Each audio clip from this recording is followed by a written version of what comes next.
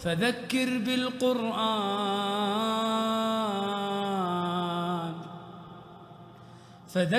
بالقرآن من يخاف وعيد. بسم الله الرحمن الرحيم. الحمد لله نحمده ونستعينه ونستغفره ونؤمن به ونتوكل عليه ونعوذ بالله من شرور أنفسنا ومن سيئات أعمالنا. من يهده الله فلا مضل له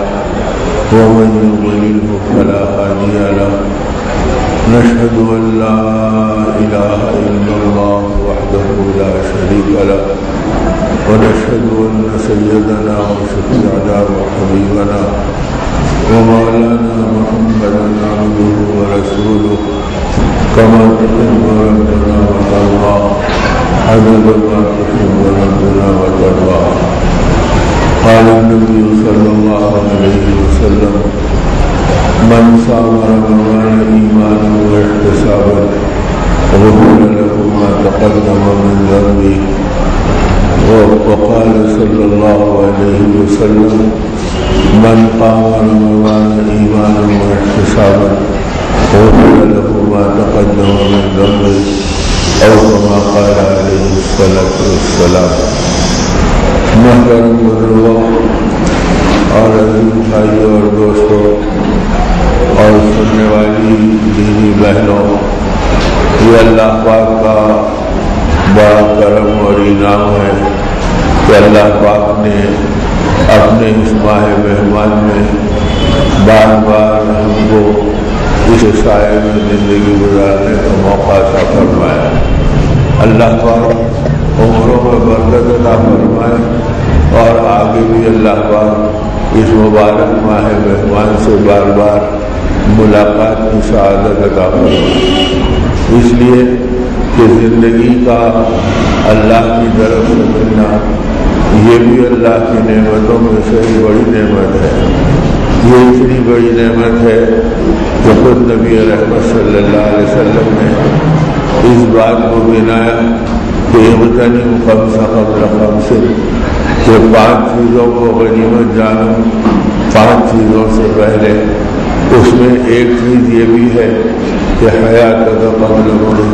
کہ موت سے پہلے اس زندگی کو اللہ کی نعمت جانو اور اس کو غنیمت سمجھو. اس لیے کہ جب تک زندگی ہے تو پھر ماہ رمضان کی سعادتیں بھی ہے. ماہ قرآن کے اندر اللہ کے پاک کلام کو پڑھنا اور اس پر اپنی زندگی کو لگانا اور اس کی لگن اپنی زندگی میں پیدا کرنا، پھر اس کے جو تقاضے ہیں اور پھر جو قرآن پاک کے مطالبے ہیں ان کو اپنی زندگی میں پورا کرنا، یہ ساری چیزیں گویا حیات سے وابستہ ہے. جب تک آدمی کی زندگی ہے یہ اللہ کے نام پر اور نبی کے کام پر اور قرآن کی پکار پر اپنے آپ کو چلا سکتا ہے. اب جب یہ زندگی کو غنیمت بتلایا، پھر یہ زندگی امانت ہے. یہ ہماری ملکیت نہیں ہے کہ ہم اپنی زندگی ہے، اپنے جذبے ہیں، اپنا جوش ہے. نہیں، بلکہ زندگی اللہ کی امانت ہے. اسے اللہ کی مرضی پر چلانا ہے. اپنے جذبے پر تو جانور کی زندگی گزارتے ہیں، درندے بھی اپنی زندگی گزارتے ہیں. یہ تو زندگی اللہ نے اپنے بندوں کو اس لیے دی کہ وہ اسے امانت سمجھے. چونکہ زندگی اللہ کی دی ہوئی ہے اور اللہ ہی کے قبضے اور قدرت پہ ہے، اس لیے جہاں جینا اللہ کی مرضی کے مطابق ہے وہاں مرنا بھی اللہ کی مرضی کے مطابق ہے. اسی لیے آدمی کے لیے خودکشی کو بھی حرام قرار دیا گیا کہ تمہاری زندگی نہیں ہے کہ تم اس کو اپنی مرضی پہ خرچ کرو، بلکہ یہ ہماری ایک امانت ہے. اسے ہمارے نام پر اور ہمارے نبی کے کام پر اور ہمارے دین کی محنتوں کے عنوان پر اس کو تم استعمال کرو. چنانچہ جب یہ چیز صحابہ کرام رضوان اللہ تعالی علیہ اجمعین کے سامنے آئی تھی تو پھر ایک ایک زندگی اللہ کی بندگی میں اور اللہ کے پاک کلام کے تقاضے اور مطالبے پر اپنے آپ کو چڑھایا کرتے تھے۔ اسی لیے اللہ کے پاس صحابہ کرام کا ایمان قیامت تک کے لیے معیار بنا دیا گیا، اور اس بات کو کہہ دیا گیا کہ ایمان ہو تو صحابہ جیسا ایمان ہو، کہ وہ ایمان وہ ہے جو اللہ کے ہاں پسندیدہ قرار دیا گیا۔ وَإِذَا قِيلَ لَهُمْ آمِنُوا كَمَا آمَنَ النَّاسُ، ان سے کہہ دیجئے کہ جو کہہ رہے ہیں کہ ہم ایمان لائے تو اپنے آپ کو ایسے ایمان والے بناؤ جیسے یہ لوگ یعنی صحابہ کرام ہیں، کہ وہ ایمان میں آ گئے تو پھر اللہ کے ہر غیر کو موت تک کے لیے اپنی زندگی میں ہٹا دیا۔ یہ بات نہیں کہ کبھی غیر کی طرف جھانکے اور کبھی اللہ کی طرف رہے، بلکہ ہمیشہ ان کی زندگیاں اللہ پاک کی منشا پر اور اللہ پاک کی مرضی پر استعمال ہوتی رہی۔ اب ہمارا اپنا حال یہ ہے کہ یہ نیکیوں کا موسم ہے اور نیکیوں کے لوٹنے کے مواقع اللہ نے دیے تھے، رحمتوں کا دہا بتلایا نبی رحمت صلی اللہ علیہ وسلم نے، اور مغفرت کا دہا بتلایا درمیانی دہے کو، اور جس سے ہم گزر رہے ہیں، جس کی آخری تاخرات میں اللہ پاک نے قرآن پاک کی تکمیل کی سعادت بھی عطا فرمائی، اور اللہ کے کلام کو سننے والے اور اس میں شریک ہونے والے وہ مبارک نفوس جو اللہ کے پاک کلام کو سنتے رہے، الحمدللہ اب وہ بھی دعا سے فارغ ہو کے اس میں بیٹھے ہیں۔ تو گویا اللہ پاک نے اس آخری دہے کو جہنم کی آگ سے خلاصی کا دہا نبی رحمت صلی اللہ علیہ وسلم کی زبان مبارک سے بتلایا اور سنوایا، تاکہ امت کو اس کا پتہ چلے کہ یہ مبارک مہینہ گویا اللہ کی نیکیوں کو اور اللہ کے خزانوں سے ملنے والے انعامات کو اپنے دامن میں بھر لینا اور اسی رحمتوں کے اندر غوطے لگانا، یہاں تک کہ دل کی دنیا دھل جائے اور بندہ اللہ کی مغفرت کی چوکھٹ پر آ جائے اور پھر جہنم کی خلاصی کا پروانہ مل جائے۔ تو یہ گویا زندگی کی قیمت کے اصول ہونے کا بنا ہے کہ جس کے اندر آدمی اپنی پچھلی زندگی کی دھلوائی کا سامان کر لے اور گناہوں پر معافی کا دروازہ اللہ سے کھلوا لے، اور پھر اس کے بعد نیکیوں کے دروازے میں داخل ہو کر اللہ کی رضامندی والے اعمال میں اپنے آپ کو لگا لے۔ جب یہ رخ سامنے تھا تو اس کا نتیجہ یہ تھا کہ قرآن پاک کی ایک ایک آیت زندگیوں کو بدل رہی تھی اور دل کی دنیا میں ایک ایسی تبدیلی لا رہی تھی کہ اس کے ذریعے سے بڑے بڑے دنیا کے اندر اللہ پاک کی غیبی نصرتوں کو دیکھنے کے اور مظاہرے کے مواقع امت نے اپنی آنکھوں سے حاصل کیے۔ یہ اس وقت ہوا جب کہ اس مبارک کلام الہی کی روشنی میں زندگی کو گزارا گیا، اور اس کے لیے جو چیز شرط اول کے طور پر بتلائی گئی وہ ہے اپنے ایمان کا بنانا، اپنے یقین کا صحیح کرنا۔ من صام رمضان ایمانا و احتسابا، جس نے روزہ رکھا ایمان کے ساتھ، بھائی ایمان والوں کے لیے ہی روزے دیے گئے، لیکن اس بات کی تاکید کی گئی کہ اپنے آپ کو اس عبادت میں ایسے لگاؤ کہ ایمان کے ساتھ یعنی یقین کے ساتھ اللہ کی قدرت اور عظمت کو دل میں جمائے ہوئے اور اللہ کی بڑائی کو لیے ہوئے اور اللہ کی عظمت سے اپنی زندگی کو سجائے ہوئے اور اللہ کے خزانوں پر ایمان لائے ہوئے اور اللہ کے فیصلوں پر اپنی زندگی کو حوالے کیے ہوئے اپنی زندگی کو ایسے بناؤ کہ ان کے بخشش و عطا کے دروازے ہمارے لیے اور عام انسانوں کے لیے کھل جائے۔ تو اس کے لیے شرط اول یہ قرار دی گئی کہ جس نے روزہ رکھا ایمان کے ساتھ، تو گویا روزے کے لیے روزے داروں کو پھر ایمان میں جھنجھوڑا گیا۔ بھائی کوئی رواجن رکھ لیا، رسمن رکھ لیا، اوروں کو رکھتا ہوا دیکھ کے رکھ لیا، لیکن یہ نہیں سوچا کہ اس کے ذریعے سے مجھے میرے رب کو پانا ہے اور اللہ کی نسبت کو میری زندگی میں لینا ہے۔ اب صحابہ کرام ہوں یا اللہ کے اولیاء ہوں، ان تمام کی زندگیوں میں یہ ملتا ہے کہ ان کی پہلی محنت یہ تھی کہ وہ اللہ کو پہچانے اور اللہ رب العزت کو اپنے دل سے تسلیم کریں اور پھر اپنے آپ کو اللہ کے حوالے کر دیں، اس لیے کہ جاننے کی دنیا تو بہت لمبی چوڑی ہے، کافر بھی بہت کچھ جانتا ہے، بے دین بھی بہت کچھ جانتا ہے، لیکن اصل یہ ہے کہ ہمارے دل کی دنیا بدل جائے اور ہمارے اندر میں اللہ کی ذات عالی کا یقین آ جائے۔ اس لیے ایک لمبی مدت نبی پاک صلی اللہ علیہ وسلم کو اللہ پاک نے ایمان ہی کی محنت کے میدان میں صحابہ کرام کے درمیان رکھا کہ ایھا الناس قولوا لا الہ الا اللہ تفلحوا، اے لوگو ایک اکیلے اللہ کو مان لو، وحدہ لا شریک کو مان لو، جس کی ذات میں کسی غیر کا دخل نہیں ہے، جو کسی کی مدد کا محتاج نہیں ہے، ساری مخلوق اس کی پابند اور محتاج ہے اور وہ ساری مخلوق سے بے نیاز ہے، وہ سب کا بنانے والا ہے اور وہ اپنی ذات سے بنا ہوا ہے۔ ایسی قدرت والے اللہ کو پہچانو، اور جو چیز بنائی جاتی ہے وہ بنانے والے کے تابع ہوتی ہے۔ زمین انہوں نے بنائی، آسمان انہوں نے بنایا، ہماری ذات کو انہوں نے بنایا، اب ساری چیزیں ان کے قبضے اور قدرت میں جگڑی ہوئی ہے۔ تو اب اللہ کی اس بڑائی کو اپنے دل میں بٹھاؤ تاکہ یہ بات سمجھ میں آئے کہ ہم جس پر ایمان لائے وہ اللہ بڑی قدرت والے ہیں،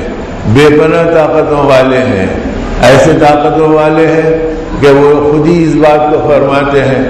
اگر سارے انسان اور سارے جن اور سارے ملائکہ اور سارے فرشتے اور اس کے علاوہ سارے جنات اور اس کے علاوہ ساری مخلوق چھوٹی سے لے کے جبرائیل تک اور گویا چھوٹی سے لے کر بڑی تک یہ سب کے سب ایک ہی وقت میں مجھ سے مانگیں اور اپنی اپنی زبانوں میں مانگیں تو جس لمحے میں وہ مانگتے ہیں میں سب کی سنتا ہوں اور سب کو وہ ساری چیزیں عطا کر دوں تو میرے خزانے میں اتنی کمی نہیں ہوتی جتنا سمندر میں سوئی ڈبو کے نکالنے پر جو پانی کا قطرہ سوئی کو لگ جاتا ہے تو جو کمی سمندر میں قطرے کی آتی ہے میرے خزانے لامحدود ہے، اس میں اتنی بھی کمی نہیں آتی۔ تو ایسے اللہ کو جن کے اختیار میں سب کچھ ہے وہ ایک ہی لمحے میں سب کی سنتے ہیں اور ایک ہی لمحے میں سب کو دیتے ہیں اور پھر اس کے بعد ان کے خزانوں میں کوئی کمی نہیں ہوتی۔ یا اللہ آپ ایسی قدرت والے ہیں، میں آپ کی قدرت پر ایمان لایا۔ اس لیے بچپن میں یہ کلمات پڑھائے جاتے ہیں عام طور سے تھوڑے بہت بھی اسلامی گھرانوں میں کہ بیٹا یاد کرو ایمان مجمل کو، آمنت باللہ کما ہوا اسماءہ و صفاتہ، کہ میں ایمان لایا اللہ کی ذات پر جیسے اس کے اسماء ہیں اور جیسے اس کے صفات ہیں، میں اس پر ایمان لایا۔ تو اب آدمی یہ سوچے کہ بھئی جب میں ایمان لایا اللہ پر تو میرے دل کے اندر اللہ کی بڑائی بیٹھ جائے، اللہ کی قدرت بیٹھ جائے، اللہ کے ساتھ رضا و تسلیم کا جذبہ میری زندگی میں آ جائے اور میں اللہ کو پہچان کر اپنی زندگی گزاروں۔ اللہ پاک نے جو اپنی قدرت بیان کی اس میں قدم قدم پر ایک ایک چیز کا تذکرہ کیا،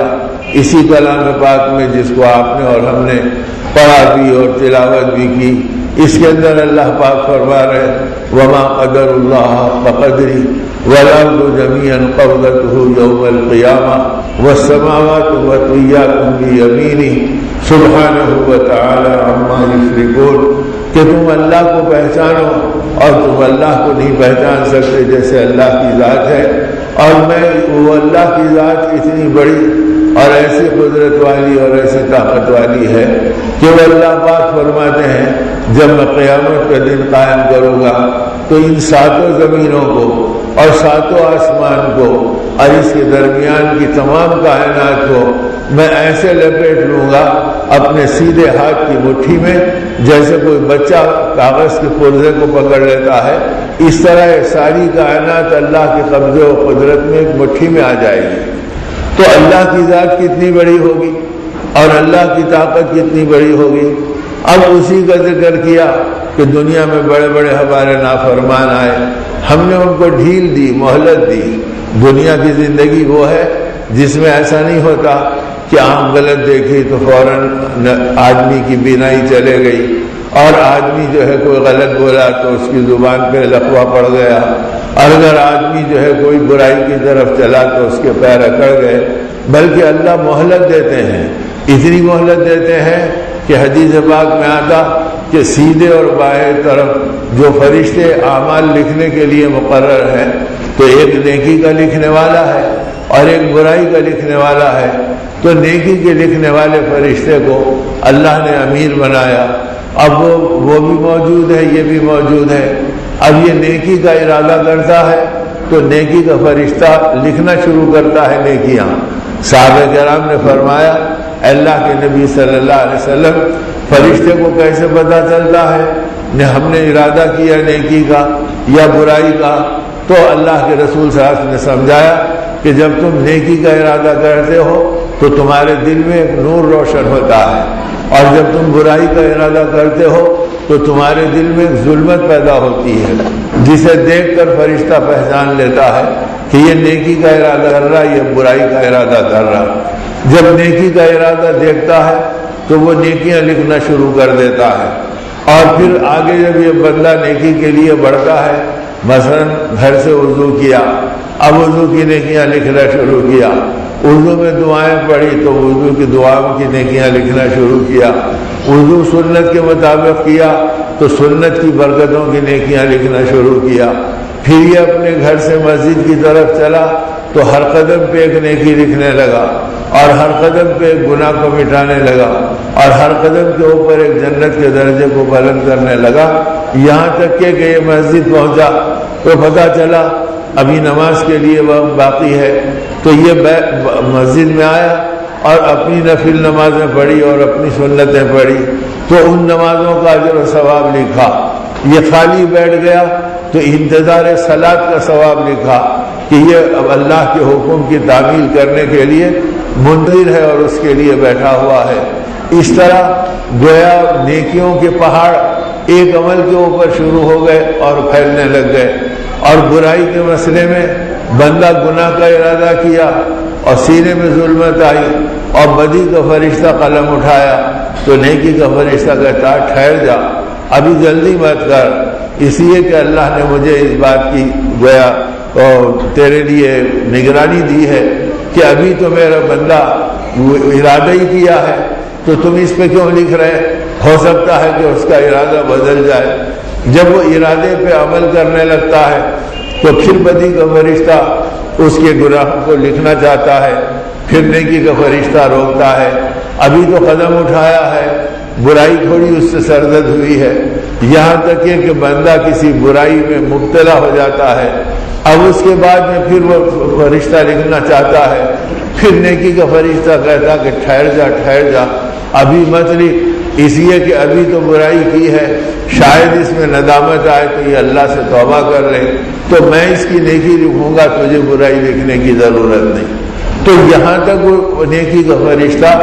بدی کے فرشتے کو گناہ لکھنے سے روکتا ہے اور برائی کے لکھنے سے روکتا ہے، اور جب وہ کر ہی لیا اور جم گیا اپنی برائی پر تو فرشتہ کہتا ہے نیکی کا کہ اسے ایک گناہ لکھ، اس سے زیادہ مت لکھ۔ تو اس طرح اللہ پاک نیکیوں کے دینے میں اپنے بندوں کے لیے اتنی فیاضی فرماتے ہیں، اور یہ مہینہ نیکیوں کے لوٹنے کا مہینہ ہے۔ اگر آدمی ان نیکیوں میں پڑ جائے اور نیکیوں کے اندر ڈوب جائے، یا اب تسبیحات پڑھے تو نیکیاں، تلاوت کرے تو نیکیاں،